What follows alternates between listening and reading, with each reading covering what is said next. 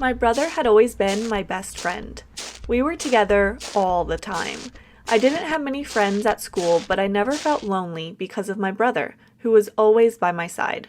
We were not rich and didn't have much, but our family was still happy. We were happy all four of us were together and loved each other very much. The best part of my days was the nights when my parents would return from work and we all sat on the couch and watched funny movies while eating candy. All of us laughed to tears, but my brother's laugh was the loudest. He was the most cheerful person I had ever seen. Just being with him would make your tension and worries disappear. I loved him and I could always see in his eyes that he loved me too. I could say that my brother was famous. Everyone loved him at school, in the neighborhood, and everywhere he had ever been. He was kind and genuine, and I think people could see it from the first time they met my brother. Maybe that's why everyone loved and respected him. But he never cared for fame. He was like an innocent child who only wants to make everyone happy around him. Our parents worked very hard to make sure my brother and I had everything we needed. They worked almost 12 hours a day and came home exhausted, but they always had time for us. I never felt abandoned. On the contrary, I felt loved. I was sure even the richest families were not as happy as we were. Even though our parents always had massive eye bags and looked sleep-deprived, they never were strict and tried to hide their exhaustion when they were with us. My brother and I would spend all day playing until my parents came home. We would play with our toys, hide and seek in the yard, or splash water at each other. But our favorite game was running in the maze that was near our house. The long green bushes created a maze that was filled with lots of small paths. The maze had been created years ago by one of the house owners in the neighborhood for kids to play, but everyone had forgotten about it except me and my brother. The maze was weed-grown and shady, but we still loved it. We could spend hours running in it. When we grew up and started spending more time on homework, we gradually stopped playing in the maze, but we'd never forgotten about it. One day when my brother and I were coming from school, my brother asked me if I wanted to play in the maze. It was kind of strange to hear as we were already too big to play games we played in childhood. I asked why he wanted to run in the maze. "I just want to remember the old days," said my brother, and smiled at me. He was smiling, but he looked concerned, as if he wanted to hide his sadness with a smile. "Okay, let's do it after I'm finished with my assignment," I told him, and he agreed. After a few hours, we were already standing in front of the maze. The memories of our childhood days came to me, and I got excited. I wanted to remember old days too.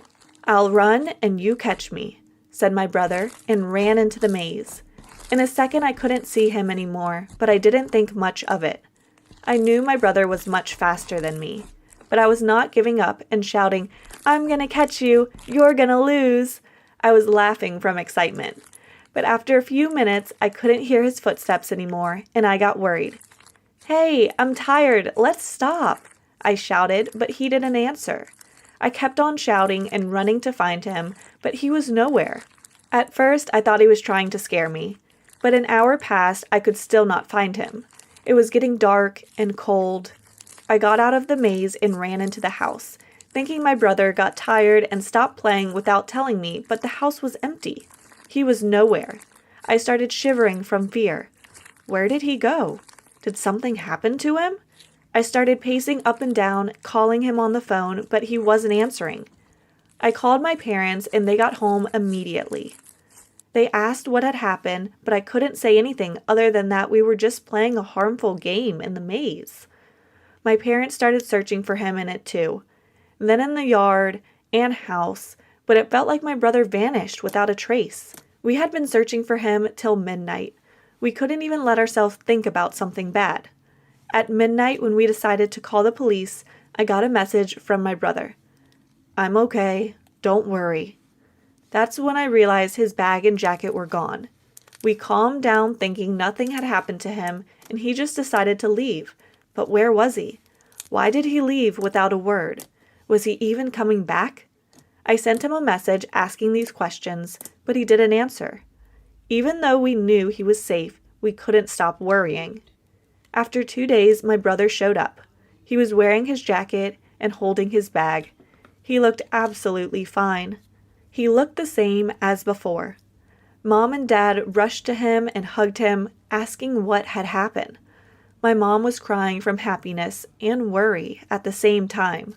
My brother came to me, hugged me, and apologized for lying to me.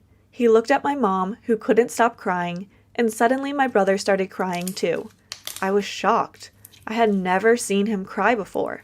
"What happened, honey? You can tell us," said Mom and caressed his head. My brother was silent for a few minutes and then said that he and his classmate were planning to rob the house of the classmate's rich uncle. He said that the uncle is very rich and they've been planning for a month. They were going to steal the money from the safe and drive to New York to stay there for a while, or if things worked out, even live there. But when they were standing in front of the house, they couldn't do it. They spent observing the house for 2 days, but in the end, they couldn't do anything and left. My brother was crying, and it was clear he regretted his behavior. We were shocked by hearing this, but then understood him. He was just a teenager influenced by his classmates. The most important thing was he didn't do it. My brother was a good kid, and the goodness overweighed the lust for adventure. We didn't yell at him. He already felt really bad. Our parents scolded him and made him promise not to do something like this ever again. As time passes and we grow up, he realized what he had done and how wrong it was. He has been keeping his promise for years. My pet is a crocodile. Hello, I'm Mary. I'm a wildlife conservationist, and this job has been my dream since I was 12 years old. I love to explore the nature and mysterious things of the wildlife world, probably due to the gene inherited from my father. He was a biologist. My father loved plants and animals, so from a young age, I used to go with my father to expand the world. And the trip when I was 12 years old has left me with many memories and is the reason why I nurtured my dream of working as a wildlife conservationist now. I still remember that day. My father had a visit to the wild, even though he did not let me go because of danger. I still tried to insist on him. Feeling that his daughter had similar hobbies, my father had to agree with me after a persuasion. My father and I visited the forest, and he analyzed me about the plants, animals, and their characteristics. Every lesson Dad taught me was extremely valuable. At the time, in the eyes of a 12-year-old child, everything around me was new. I was curious and wanted to explore everything. I wandered around to see everything, and unfortunately my father and I ignored me and still tried to drag that poor crocodile away. I rushed out and prevented them from moving on. A man with a tattoo on his arm threatened me that if I didn't go away, they would strike me, but I was still not afraid.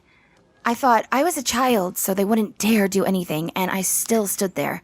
The ferocious man raised his hand to strike me, and at that moment, the small crocodile opened his mouth and became ferocious and looked at them.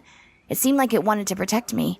It started attacking and chasing those people away, but unfortunately those people had knives. They pulled out a knife and protested against the little crocodile. I didn't know what to do, but just stood there crying and screaming, "Stop it!" After a while, I heard my dad calling me. "I'm here." I tried to shout out loud for my dad. They probably heard it too. Saw the troubling news, so all 3 of the men left. The exhausted little crocodile lay motionless in the swamp. It was bleeding a lot. I kept looking at it and crying. My father found me. He tried to reassure me and check the situation of the crocodile. I wanted to take it home, and my father agreed. I named it Peaky. To hide it from the government, my dad and I secretly raised it in the back of the house to take care of it. Peaky loves to eat watermelon. I don't know why, but I'm happy to see it get better every day by day. Every day I would bring watermelon to Peaky and play with it. Peaky kept growing, and unexpectedly one day, it suddenly knocked down the fence behind my house and disappeared. Although before, many times my father advised me to bring it back to its wildlife, but I kept delaying, and then something unfortunate happened. My father and I rushed to go find Peaky, and I was very scared. If Peaky would get spotted in the street, it would be in danger. My dad and I went everywhere to look for it, but couldn't find it. There was no news in the press. I didn't know where Peaky was going. My father told me to go home and waited for his news, so I went home to wait. And surprisingly, Peaky had returned to the barn behind my house. Seeing it, I was so glad I cried. But from that moment, I understood that Peaky didn't belong here. The The next morning, on Father's advice, Peaky was taken to the wildlife shelter, where my father's best friend, Uncle John, was working. Because my father knew that this was the only way I could feel safe. Peaky and I were so far apart, but I knew it was best for it, and for me. Right now, my Peaky is still living in the marsh of the center.